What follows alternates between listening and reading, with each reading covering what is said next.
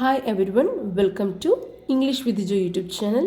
Day 10 മനസ്സിലാക്കാൻ പോകുന്നത് past perfect tense എവിടെ ഉപയോഗിക്കാം എന്നാണ്. One action happened in the past but before another action in the past. Past ടെൻസിലെ രണ്ട് ആക്ഷൻസ്, അതായത് കഴിഞ്ഞു പോയ രണ്ട് കാര്യങ്ങളെക്കുറിച്ച് പറയാനാണ് പാസ്റ്റ് പെർഫെക്റ്റ് ടെൻസ് ഉപയോഗിക്കുന്നത്.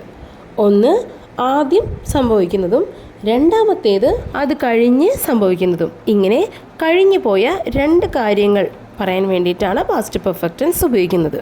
ഈ ടെൻസിൽ ഓർത്തിരിക്കേണ്ട ഗ്രാമർ റൂൾ, ആദ്യത്തെ ആക്ഷൻ അതായത് ആദ്യം നടന്ന കാര്യം പറയുന്നത് past perfect ടെൻസിലാണ്.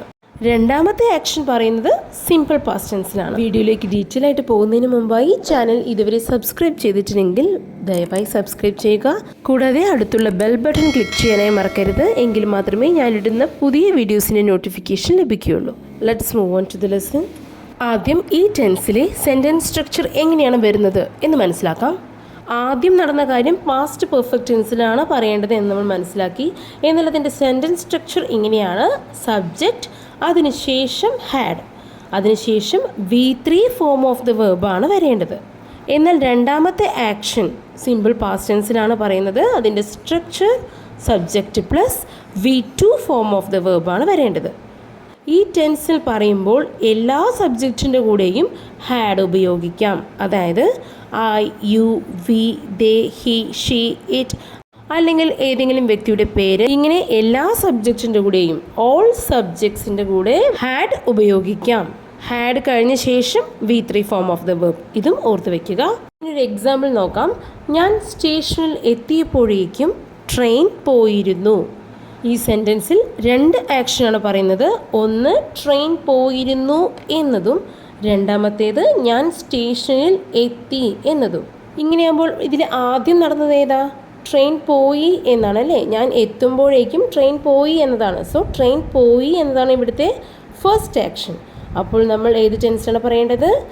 Past perfect tense. The train had left. ഞാൻ സ്റ്റേഷനിൽ എത്തിയപ്പോഴേക്കും. സോ രണ്ടാമത്തെ ആക്ഷൻ ആയതുകൊണ്ട് simple past. When I reached the station. First action subject ചെയ്ത train. The train had left. ട്രെയിനിന് ശേഷം ഹാഡ് വന്നു, അതിനുശേഷം ലീവ്, അതിൻ്റെ V3 ഫോമാണ് ലെഫ്റ്റ്. രണ്ടാമത്തെ സെൻറ്റൻസ് നോക്കൂ. സബ്ജക്റ്റ് ഐ, റീച്ച് എന്നതിൻ്റെ V2 ഫോമാണ് റീച്ച്ഡ്, കാരണം സിമ്പിൾ പാസ്റ്റ് ആണ്. അതിനുശേഷം the station. When I reached the station. ഞാൻ സ്റ്റേഷൻ എത്തിയപ്പോഴേക്കും.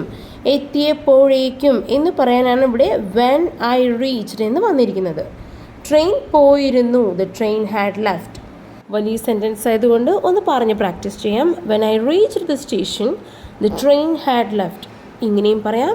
I reached the station when the train had left. ഇങ്ങനെയും പറയാം. മറ്റൊരു എക്സാമ്പിൾ നോക്കൂ. മുംബൈയിലേക്ക് താമസം മാറുന്നതിന് മുമ്പ് അവൾ ഹിന്ദി പഠിച്ചിരുന്നു. ഇവിടെ പാസ്റ്റിൽ കഴിഞ്ഞ രണ്ട് കാര്യങ്ങളാണ് പറയുന്നത്. അതായത് മുംബൈയിലേക്ക് താമസം മാറി എന്നതും അതിനു മുമ്പായി അവൾ ഹിന്ദി പഠിച്ചിരുന്നു എന്നതും. അപ്പോൾ ഇവിടുത്തെ ഫസ്റ്റ് ആക്ഷൻ ഏതാ? അവൾ ഹിന്ദി പഠിച്ചിരുന്നു എന്നതാണ് അല്ലേ? സോ നമുക്ക് അതിനെ പാസ്റ്റ് പെർഫെക്റ്റ് ടെൻസിലാണ് പറയേണ്ടത്. She had studied Hindi by the time she moved to Mumbai. മുംബൈയിലേക്ക് പോകുന്നതിന് മുമ്പ്.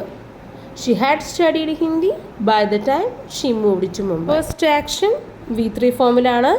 Had studied. സ്റ്റഡി എന്നതിൻ്റെ V3 ഫോമാണ് സ്റ്റഡീഡ്. She moved. മൂവ് എന്നതിൻ്റെ V3 ഫോമാണ് മൂവ്ഡ്. ക്ലിയർ ആയെന്ന് വിശ്വസിക്കുന്നു. ഒന്ന് പറഞ്ഞ് പ്രാക്ടീസ് ചെയ്യാം. She had studied Hindi by the time she moved to Mumbai. Please repeat. She had studied Hindi by the time she moved to Mumbai. എന്നാൽ ഹിന്ദി പഠിച്ചിരുന്നില്ല എന്ന് നെഗറ്റീവായിട്ടാണ് പറയുന്നതെങ്കിൽ ഹാഡിന് ശേഷം നോട്ട് ആഡ് ചെയ്യുക.